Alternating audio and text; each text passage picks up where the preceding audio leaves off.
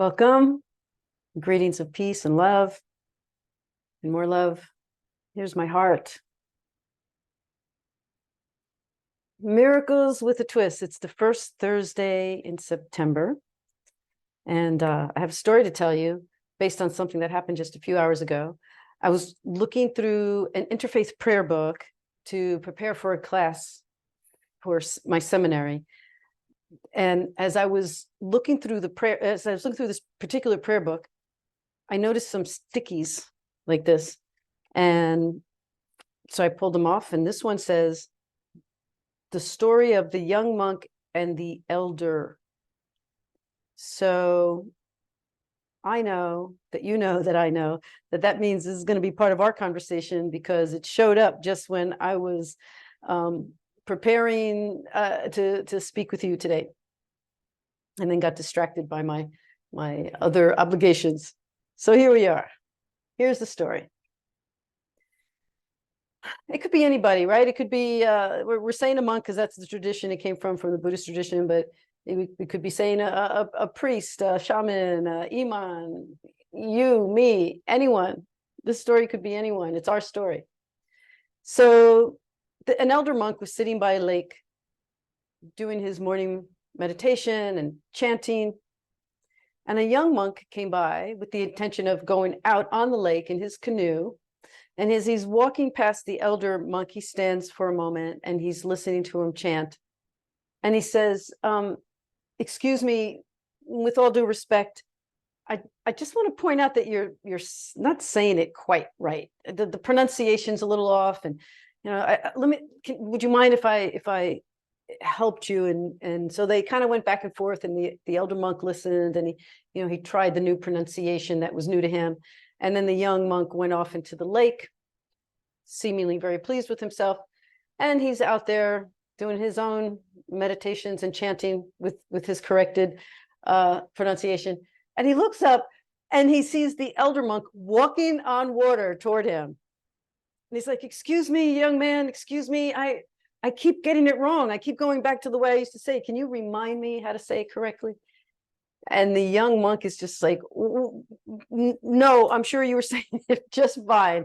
And he was just so overwhelmed by the fact that the elder monk, in his humility and his true desire to do what he thought needed to be done, goes walking on the water. He's walking on the water.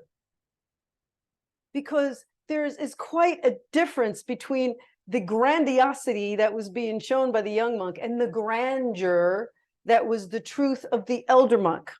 The Course in Miracles is trying to remind us and to ask us to keep in mind that we are, as God created us, that we are embodied with, infused with all the grandeur that allows us to rise higher, pray harder, forgive steadily, be in a state of love, of understanding how we can remove the blocks to love so that we can show up in a way that is asked of us to be a true spiritual representation of the goodness of the divine.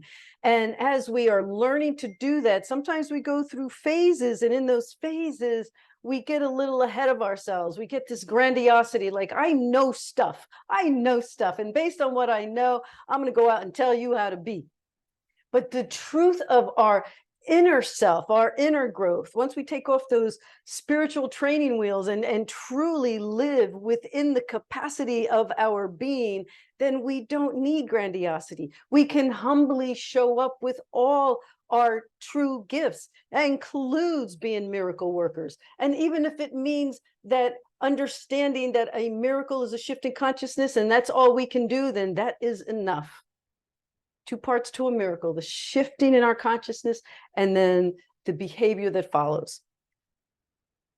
And what we come to find out is that although it may seem complicated at times, because we want to come from a place of grandiosity, or we want to come from a place of righteous anger or upset or jealousy, whatever it is that's within us that we want to justify, the Course tells us that there is another way of being. There's another way of doing our life as spiritual warriors, as people who are truly just trying to show up as best we can. And when we look at the difference between grandeur and grandiosity, we find it to be said like this.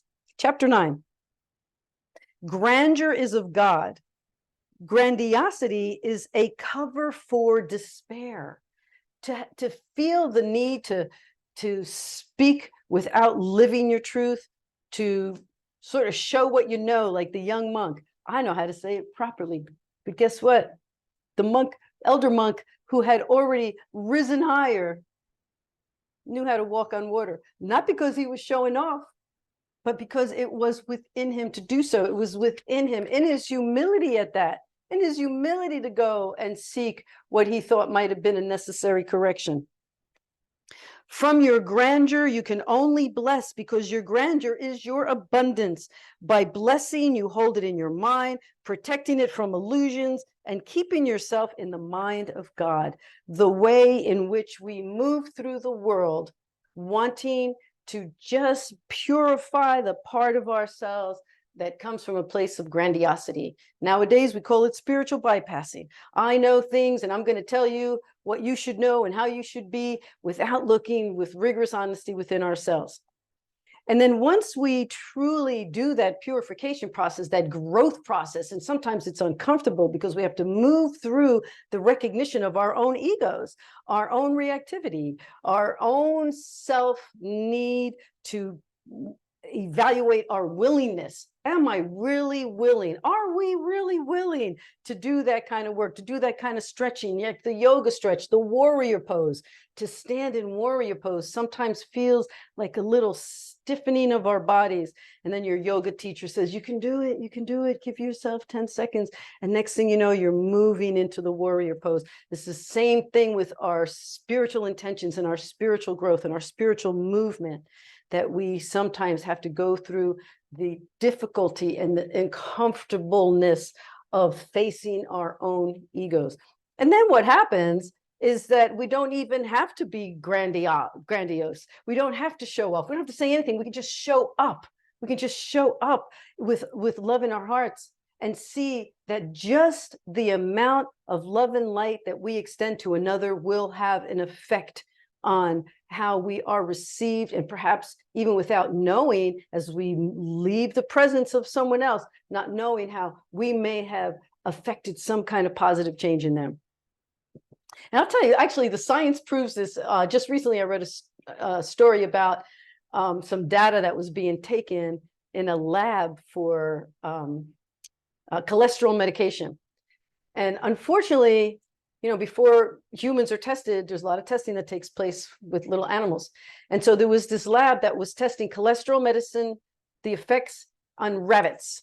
And so they were feeding rabbits cholesterol raising, inducing foods, and then testing to see how the medication could reduce their cholesterol levels. So they found that there was this one group of rabbits that weren't able to raise their cholesterol. And I was like, well, that's strange. Every single set of rabbits, they have the raised cholesterol, and they're trying the different medications. They're trying placebo. They're trying this new thing. This one group of rabbits, they could not raise their cholesterol. You know what they found out?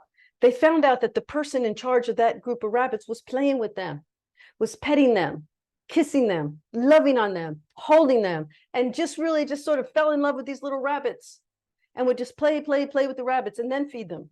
Play with the next rabbit and then feed it. Well, the love that was given to the rabbits was more powerful than the effects of the cholesterol-inducing foods. That's the miracle of the capacity that we have, just to come from kindness and love. Not even thinking I'm being a miracle worker, not even thinking I'm being grandiose and all the things that I know, just recognizing that I have the willingness to accept this grandeur that has been given to me as a gift. Maybe not even consciously. Maybe the only conscious decision we're making is to make a change within our consciousness, to make a change in how we interact, to make a change in how we think. And if that's all it is, then that's what makes the difference. And there's actually I don't know if I should tell the story. You might not like this story, but it just came to me. It's just a memory from gosh, I was in my 20s, probably, maybe my early 30s. I'm not quite sure. I was still living in Charlotte, North Carolina. And I was working at this place called the Center for Human Development. And we worked on different stages of disability. And I worked with the more higher functioning folks. And there was a workshop where I worked, where my office was, where they worked with lower functioning folks. And those folks came in every day, and they had different behavior management modalities. Well, one time, one of the workers came to me and they said, we need you to help us with data collection for a particular young lady. She was maybe 15, 16 years old. And the thing is, she would regurgitate all throughout the day. I know that's nasty if you don't want to hear the story. So they're saying, we're trying to figure out like what we can do to reduce, like as soon as her mom drops her off, she starts doing this thing and she makes herself regurgitate. And so we're always cleaning her up and trying to figure out like, what can we do? What maybe there's a game we need to play with her. Maybe there's something, you know, can you come and spend a couple hours taking data? And I was like, why? Why me? Like I was not interested in that particular task. And they said, well, because you look like her mom and maybe she'll respond to you. So you'll take the data and you'll try the different things that we've been trying, like different games, music, different things that we've been doing. She hasn't responded to us. Maybe she'll respond to you. So I said, okay, very reluctantly, did not want to do this. So I go in there and I sit down and I start doing what they say. I'm taking the data. There's a lot of regurgitation going on. I'm trying the different games that they gave me. She's not responding to me.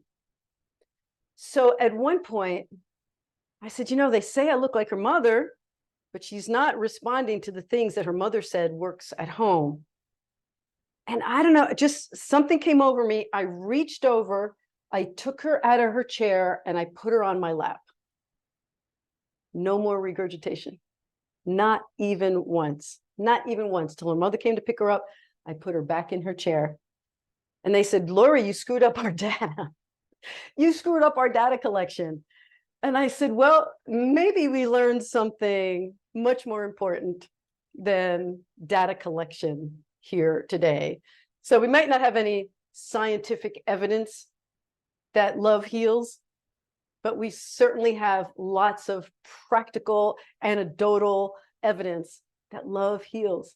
Love is the answer. Kindness, compassion, caring, affection, the way in which we interact with others, even if it's just through prayer, sending that, nothing else I can do but pray for you. And if you know that I'm creating this connection with you through my heart, then here's my heart. Here's my heart, Lord. So grandiosity is a way. It's a way of being.